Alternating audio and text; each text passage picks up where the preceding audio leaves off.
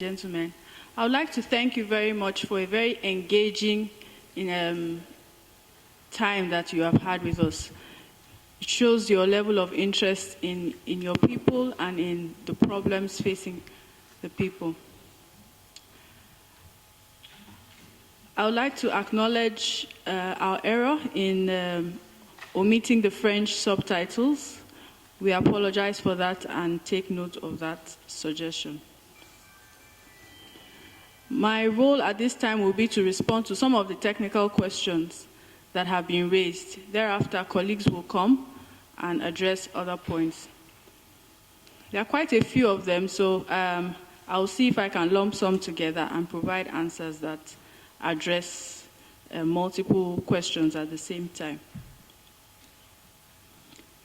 Concerning the risk with applying Aflasafe by hand, there was a question as to whether that risk exists. We have conducted extensive ecotoxicological studies to find the effect of Aflasafe on human health, animal health, and the environment. We find no risk to application by hand. This is very similar to holding soil with your hand because this fungus exists in the soil, it exists in nature. So this is as good as holding sand in your hand or any other natural product or even the crop. So there's no chemical exposure with using the product.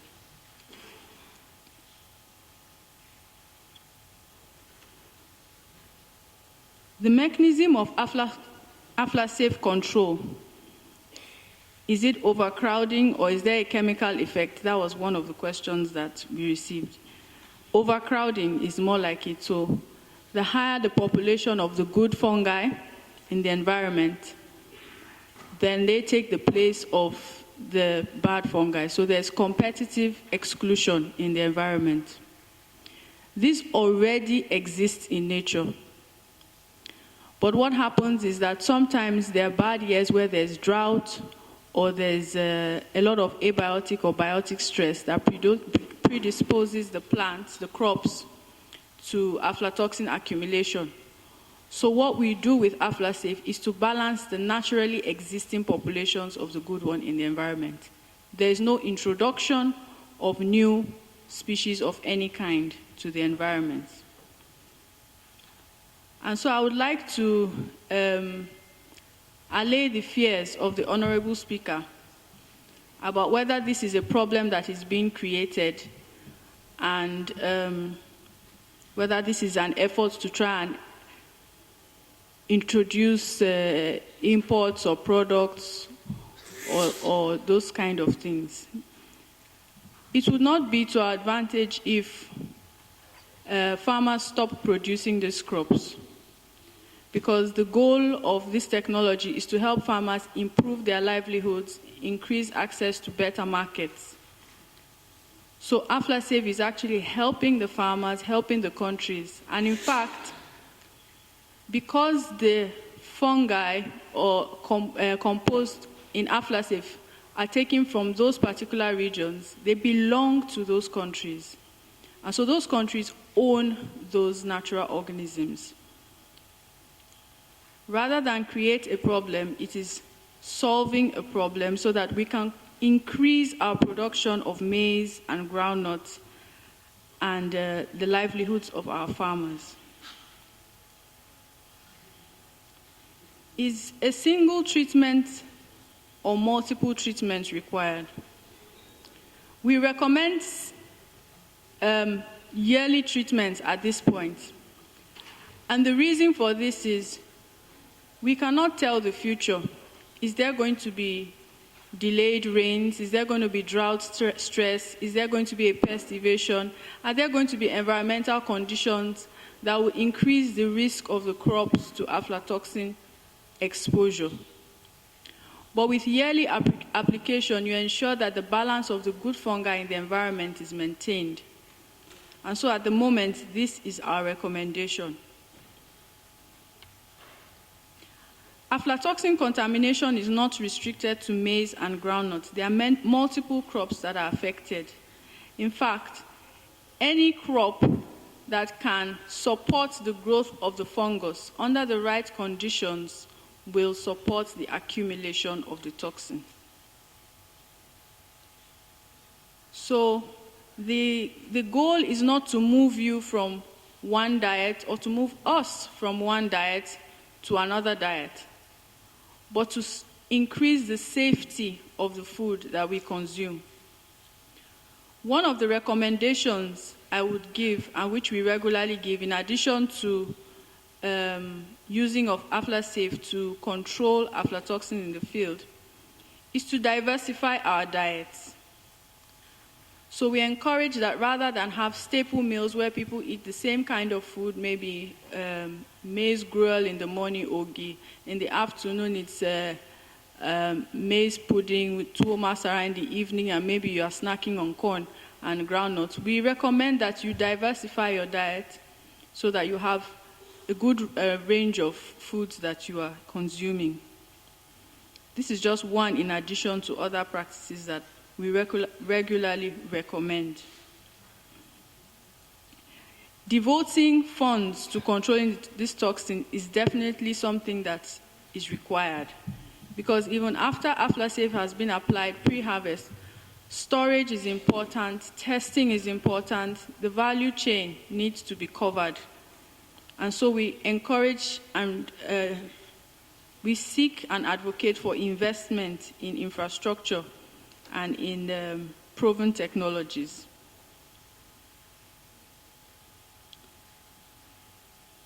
Is it true that the levels of aflatoxins are low in many other regions of the world? The US, for example. To some extent, but this does not mean that they do not have high levels of aflatoxins. What they do is that they control the aflatoxins pre-harvest and post-harvest. So they use a similar mechanism, but theirs is not called Aflasafe. They use single organisms from their country to control aflatoxins. So they have something called Aflagard and AF36. And this is how they are able to keep levels down. We also have these naturally occurring organisms in our environment, and this is how we can also keep the levels down.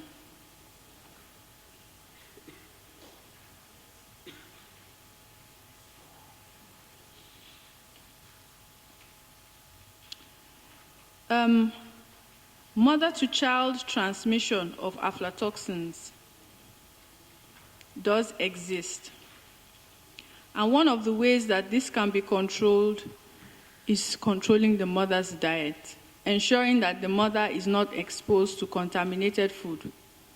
So again, what the mother eats is what goes to the unborn baby and to the newborn baby. Another recommendation is hepatitis B vaccination, because there is an association between hepatitis B exposure and aflatoxin exposure. They work synergistically to lower immunity and to and cause liver cancer. The tolerable limits for aflatoxins differs from country to country and from region to region. And one of the things we are advocating for is that the ECOWAS comes up with with a regulatory limit that would allow trade across countries, similar to what the COMESA does in Eastern Africa. And in the EU, the limit is 4 parts per billion. So if we wish to export our produce to the EU, which we are hoping that our farmers will begin to do and get more income, we need to make sure that our crops have less than 4 parts per billion of total aflatoxin and less than 2 parts per billion for aflatoxin B1. Other aflatoxins are aflatoxin B2, aflatoxin G1, and aflatoxin G2.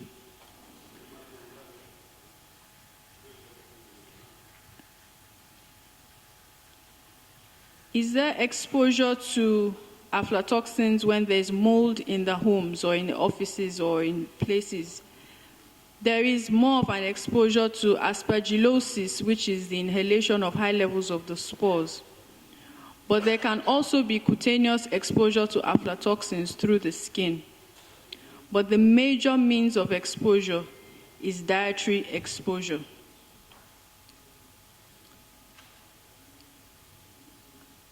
I think I've addressed most of the technical questions. I will call on the next person to continue. Thank you.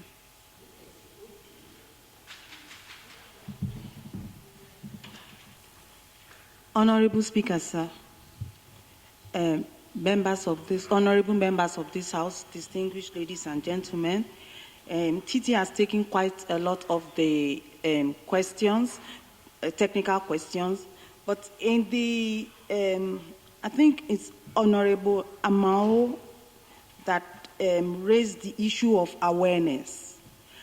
And this is part of what we have come here to advocate, to ask you to help us to inform both nationally and regionally. It's not to create fear, but when you are well informed, then you know what to do. From the studies carried out by PACA, that is the Partnership for Aflatoxin Control in Africa, and one especially in Nigeria, we have found out that awareness among stakeholders, which include the farmers, the processors, the consumers, the commercial poultry, feed processors, we found out that their awareness was below 20%. Even less, meaning below 10%, is aware of the impact on health, on trade, and on food security. Yes, we want to go down to state levels and local government level, but we need to work together. And therefore, we're seeking your help at this podium to help us advocate to your people, to our people, to understand this so that we can have measures for mitigation. Remember what Titi said earlier. You cannot see it, you cannot smell it, and you cannot taste it. And because of that, it's difficult to convince our people that this is dangerous. What they do is they see mold contamination, they either blow it up, clean it off, wash it off, not knowing that aflatoxin is systemic, is gone into the product, cannot be cooked off, cannot be baked off. And so the only way is prevention, proper agricultural practices, as we said, sorting, as we said, some ways of decontamination, and that's what is bringing me to the area of decontamination processes that was raised. Yes, there are decontamination processes, but we need regulations too to ensure that the protocols are followed. Other decontamination processes also include using toxin binders, like the poultry people use binders that bind the aflatoxin, but not all of them use the protocol properly. And so they may add more binders than is necessary, then the binders will bind the nutrients in the food and is not available for the livestock, and the livestock becomes stressed. So these are the areas we are advocating that you look into to help us build regulations, help us build standards and policies for intervention.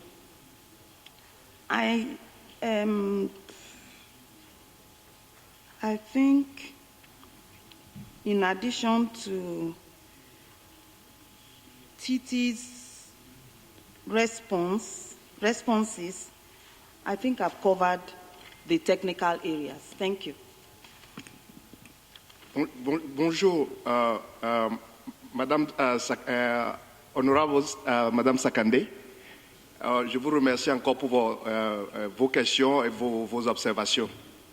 Je vais juste rappeler quelque chose. Je ne veux pas donner le nom du pays, mais il y a de cela 10 ans, on travaillait dans ce pays, sur un programme agricole où on travaillait avec le PAM et un certain nombre d'industriels pour pouvoir donner des contrats de production d'aliments pour enfants à des entreprises locales pour qu'ils puissent consommer la production locale afin de créer des emplois. Et c'était un programme très important parce que le nombre d'emplois que ce programme va créer et avoir des impacts dans nos pays était très important.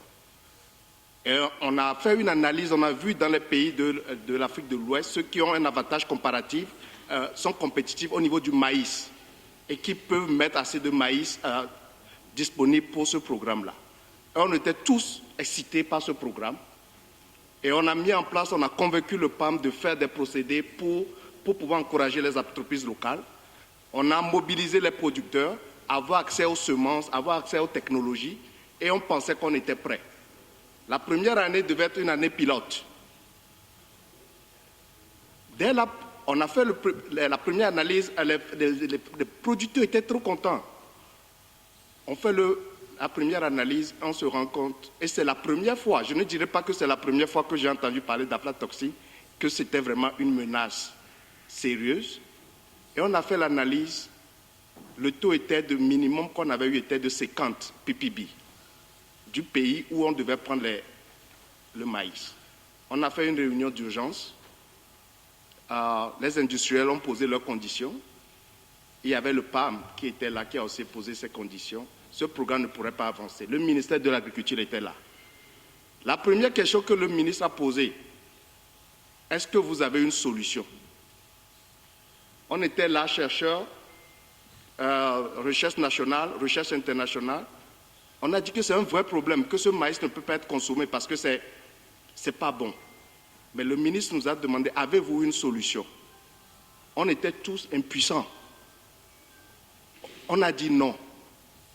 Le ministre nous a dit, si vous n'avez pas de solution, je ne peux rien faire en ce moment. Qu'est-ce que je dois donner à ma population? Ils doivent manger et je ne peux rien faire. Allez continuer la recherche. Lorsque vous trouverez une solution, revenez et nous pouvons discuter de comment nous pouvons résoudre ce problème. Donc, c'est tout juste pour dire que c'est énorme. Et je crois qu'au niveau national, il y a beaucoup de travail à faire. Nous avons commencé ce programme. L'idée, un des parlementaires a parlé de la couverture et les cultures qui sont concernées.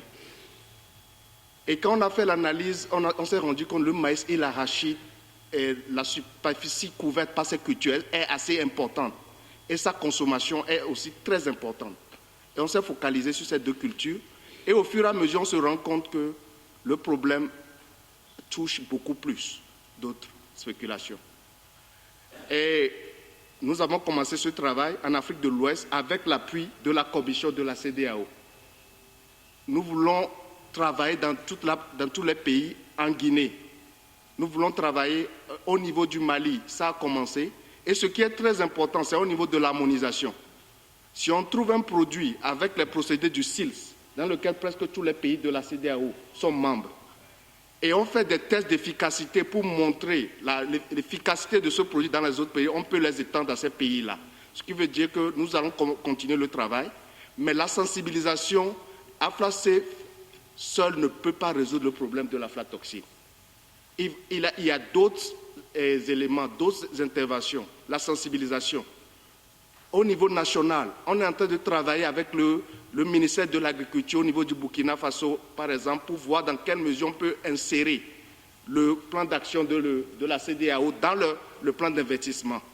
Ce sont des États et nous avons besoin de vous, madame, pour nous aider à travailler dans tous les pays, en Guinée, pour pouvoir y aller. Sans vous, on n'y arrivera pas. Je vous remercie.